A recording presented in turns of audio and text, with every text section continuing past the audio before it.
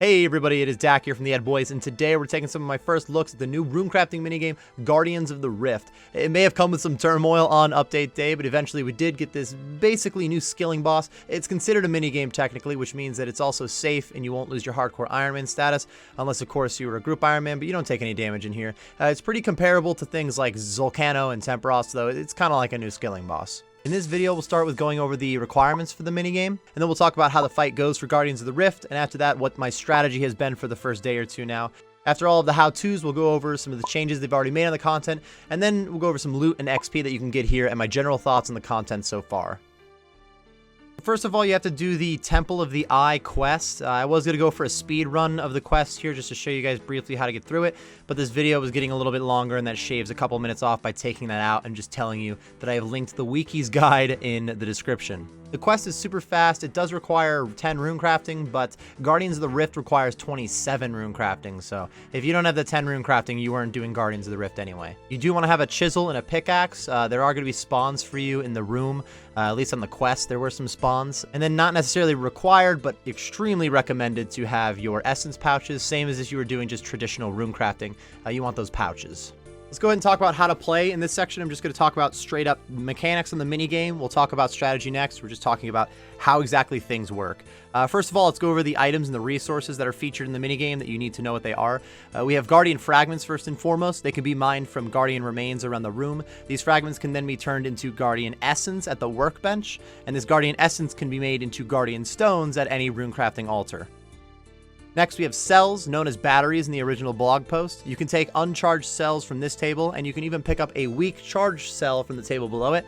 You can have up to 10 uncharged cells on you and only one charged cell on you at one time. Anytime that you imbue Guardian Essence at a runecrafting altar while you have an uncharged cell, it will charge that cell for you, unless of course you already had a charged one on you. Here's a look at which altars will give you which charged cells. So the weak cells that you get from air, mind, and body runes, those are the same ones that you can pick up from that table. The higher tier cells do create stronger guardians, and they can be used to upgrade barriers and heal them for more health. Lastly, for this terminology rundown, we have portal talismans. Anytime that you make guardian stones at a runecrafting altar, you have a chance to make a portal talisman. This can be used to return to that altar even if the altar isn't currently open, which is going to make a little bit more sense when we go over the actual game, which we're going to do right now. The game has 3 different phases. There's a 30-second delay between rounds, or if the world is empty, then when you enter, you have 30 seconds before phase 1 is going to start. Phase 1 lasts for 2 minutes, as it says in the chat, 120 seconds until the abyssal creatures attack. During this time, you can collect resources, but the Great Guardian will not be opening any of the altars for you yet, so this time is better spent setting up barriers and spawning guardians. Since you don't have access to any altars yet, you have to use these weak cells to spawn any guardians or set up and reinforce any barriers. You normally have some time in the beginning to mine some fragments during the first phase 2, so you don't have to spend nearly as much time mining while the actual fight is going on. There are 4 different size remains that you can mine from. The Guardian Parts, which are just little one-tile spots. Guardian Remains, which are a little bit larger and scattered out more. Also on the east side of the arena, you can climb down these steps to get to some large Guardian Remains. The large ones will give you the most fragments overall, so they are worth heading to during phase 1. There are these portals that will spawn every 2.5 minutes or so, somewhere in the arena, which can teleport you over to those rocks. The huge remains just give you essence instead of fragments, which is awesome. It saves you a lot of time, so it is always worth hitting up those portals with an empty-looking inventory. The portals are very small and at first not very easy to spot. You'll be told which area of the room that they're in, and there's only one spawn point for each section, so you can mark the tiles if you want, and overall, your eyes will pick them up pretty quick. So 2 minutes after phase 1 starts, phase 2 will begin, and the creatures will begin attacking the Great Guardian in the center. The bar on the top left shows your Guardian energy. That's your completion bar, and it's also the Guardian's health. So if that hits 100%, then the team wins. You all get some loot and a runecrafting XP drop. If that bar hits 0%, that means the Guardian has fallen, and the round will restart in 30 seconds. When you have barriers set up blocking the abyssal creature's path, and then you have Guardians out there thinning the crowd, the abyssal creatures can't do any damage to the Great Guardian. To get the Great Guardian's energy to go up, you have to give it Guardian Stones, which can now be made at any altar since the Guardian has opened some altars for you. There's always going to be 2 altars open at a time, which is shown in the top left, 1 elemental and 1 catalytic. The different altars will give different charges on your cells, so it's not a bad idea to lean for the higher tier runes. Remember, blood runes, death runes, and fire runes give you overcharged cells, which are very powerful. Also, there are 2 different reward points, elemental and catalytic, which technically you want to keep those even in the long run for your loot, but we'll talk about that a little more in the loot section. It's not something that you really have to focus that hard on. Whichever altar that you pick to go into, you just head to that altar, make Guardian Stones while you're there, and teleport back to use them on the Guardian, raising his energy and giving you some reward points. You also just got a charged cell when you did that, as long as you had uncharged cells on you when you made the stone. So you can use that to upgrade a barrier, heal a barrier, or spawn a guardian to help defend the barriers.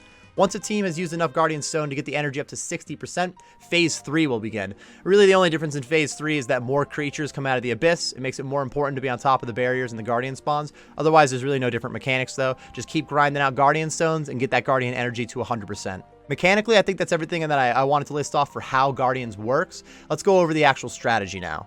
Currently, there's a lot of worlds with a lot of players doing this activity since it is brand new and it is pretty dope. A few weeks down the road, I'd like to make a more official guide, which will go deeper than this into strategy and potentially small team Guardians of the Rift. For my setup, I'm wearing a pickaxe and I've got a chisel on me, which are both required for the minigame. I've got my Colossal pouch, or early on it was the 4 original pouches to hold on to Guardian Essence, and I've got a rune pouch with NPC contact runes so that I can call the Dark Mage at the Abyss to fix my Essence pouch when needed. For Phase 1, there's usually a ton of people going hard on using the weak cells on barriers and Guardian spawns. If you happen to see that nobody's really doing this in your world, then it is important to jump on those weak cells early. Overall, you don't need 2 minutes with 60 plus people to set up the barriers, so I usually just grab 10 uncharged cells and head right to the large remains to stack up as much essence as I can get. I usually manage around 250 fragments, but I also don't have Varrock armor on my hardcore Iron Man because I blow. The Varrock armor works here, so it's worth putting that bad boy on if you do have it. The first portal to the huge remains appears 20 to 30 seconds after Phase 2 begins. So usually I just mine these fragments until the portal appears and then head right into the portal, fill up my envy and my pouch with just straight up essence. This way I've now used none of the fragments that I already mined and I have a full envy and pouch of essence. I can make my way to the best altar that's open for me and make some Guardian Stones. When I teleport back from an altar, I usually go right to the workbench to start making more essence. It's a little bit of a shorter run than immediately heading up to the Great Guardian and back, but if a charged cell is really needed for helping with the barriers, I might want to run over there right away. If the team is doing good on barriers, then I just wait to see any time that we don't have the max amount of Guardian spawn and try to use my good cell on the catalytic spot that is right by the workbench so I can go ahead and use a cell without wasting that much time. Once I filled back up on essence, I make sure to go to the Great Guardian to turn in the Guardian Stones. He won't let you go to an altar if you already have Guardian Stones on you. If I didn't get a chance to use my cell for spawning a Guardian when I was by the workbench, then I just use it on a barrier before going into an altar and making more Guardian Stones. I try to use it on a barrier that's currently weaker than the cell that I have. That way it upgrades the barrier. If that can't be done, then I just use it on a barrier to at least heal it up and get some points. So at this point, I've done a single inventory of essence at the workbench since the last portal spawn for huge remains. So if I'm hustling, I can usually get one more inventory in, but usually I don't fill up the essence pouch completely on this second one. And that way I can just hustle some extra Guardian Stones and make it to that portal with an empty pouch and an empty inventory, basically. The more times that you get to mine the huge remains when you have an empty pouch and envy, the better your reward points are going to be. It's all rinse and repeat at this point. I'm just crushing as many altar runs as I can and using my cells on the barriers or the spawns between each run. It really doesn't get that much more complicated than that. They've already made a couple of changes for Guardians of the Rift. After day 1, we did have a couple of hot fixes. The things that they changed up after the first day include increasing the total number of players allowed to participate from 60 to 100, allowing latecomers to access the minigame during Phase 1. Beforehand, you only had those 30 seconds between rounds to get in. Now you have 2.5 minutes to get back in there. They increased the weighting of Abyssal Pearls by around 15%. We'll talk more about Abyssal Pearls in the rewards section, but you can get more of them now. Cells now heal the full health barriers, giving extra contribution points, but not runecrafting XP. Really what that means, beforehand, you couldn't use cells on a barrier that was at full health. Now you can use a cell on that full health barrier to go ahead and get points. You don't have to wait around or try to find the right barrier. It really only makes a difference in mass worlds, I imagine. They increased the total cap for contribution points from 1,000 to 1,200 points, again, accommodating to the mass groups. Using oak or redwood logs in the Abyssal Lantern increases the contribution cap by 5% to 1,260. That's actually another add-on to the Abyssal Lantern is kind of nice. And using yew logs in the Abyssal Lantern increases the cap by 10%. So overall, you can get even more points. You get bonus points from using those effects on the Abyssal Lantern. So now they also increased the cap, not just gave you bonus points. And then I guess they fixed blood runecrafting was broken in some way. It was, I don't know if it was giving more or less XP per rune, but they fixed blood runecrafting apparently. At the moment, apparently your lit Abyssal Lantern destroys on death. And that's not really supposed to be the case. They haven't fixed it yet. Try not to do anything dangerous with your Abyssal Lantern.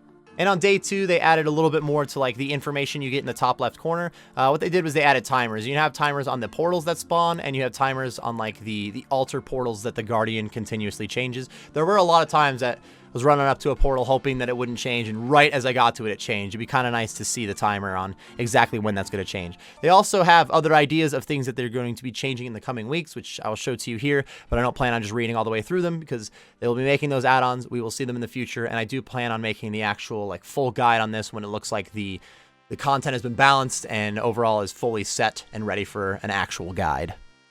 Let's go ahead and talk about how the rewards work. I'm not going to go over all the different rewards and what they do necessarily. That's what I did in my original Guardians of the Rift video that I made. So rather, we're going to first talk about the reward point mechanics. During the fight, you get elemental and catalytic points. Every 100 points is worth 1 reward point at the reward Guardian. And this does seem to round up at least over 50. So 499 points is going to give you 5 reward points instead of screwing you at 4. To take 1 reward from the reward Guardian, you need 1 elemental and 1 catalytic reward point. That's why it's technically better to keep your points even while you're in the game. If you had 10 elemental reward points but no catalytic points, then you can't grab any rewards until you go do another run and get some catalytic points.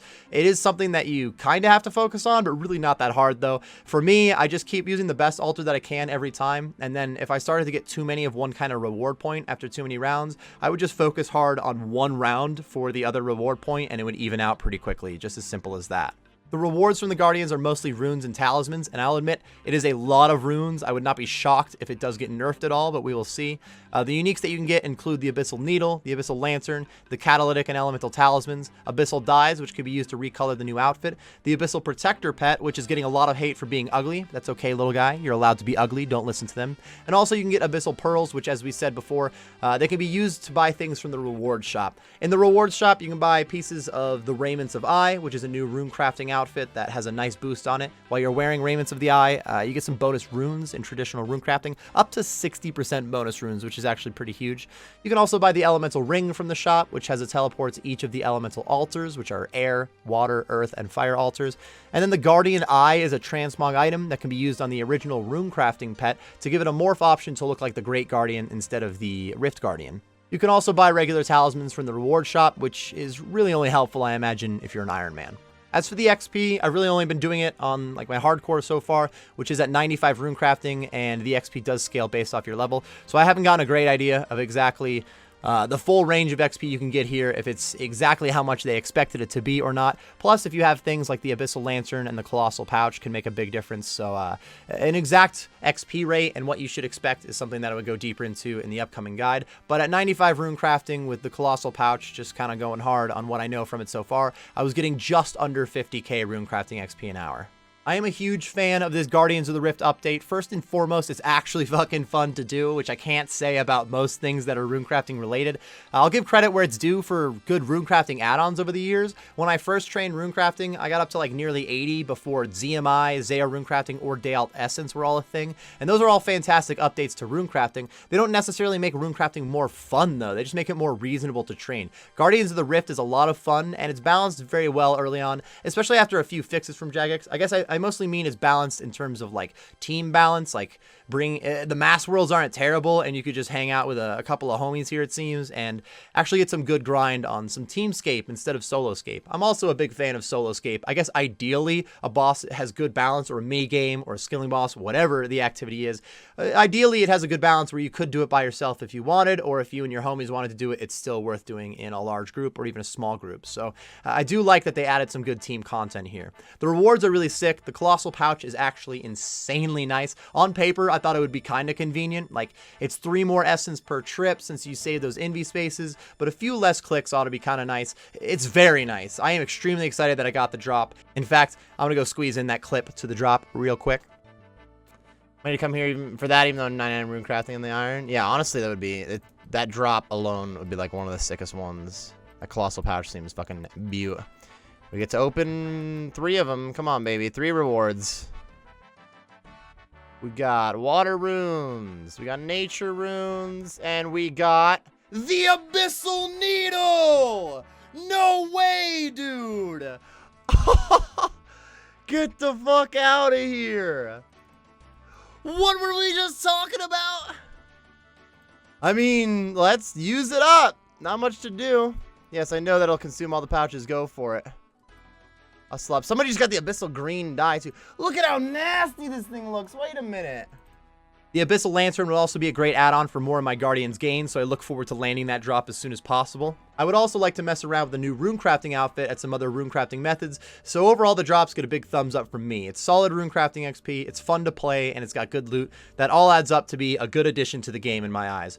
I'm a big fan of Guardians of the Rift, and I'll be grinding out more in the near future and trying to come out with an official guide once it seems that all the updates for it have settled and we have kind of a meta for it. I think that finally wraps up everything I wanted to talk about for this first impressions video, everybody. We definitely went long here, but we had a lot of different sections with a lot of different things to talk about. It's brand new content, it's a lot of fun, and it added a lot of stuff to the game. So it wasn't easy to get through everything I wanted to say as quickly as possible. But thank you very much for watching this video, everybody. If you still have any questions about Guardians of the Rift, be sure to leave those in the comments section below, and I will get back to you as soon as possible. If you enjoyed this video, or you just got some useful information out of it, be sure to like and subscribe for more content. I do stream on Twitch, which should be linked on the screen and in the description. I also have a Twitter and I have a Discord. Those are linked in the description. Thank you very much again for watching, everybody, and best of luck on your Guardians of the Rift grind.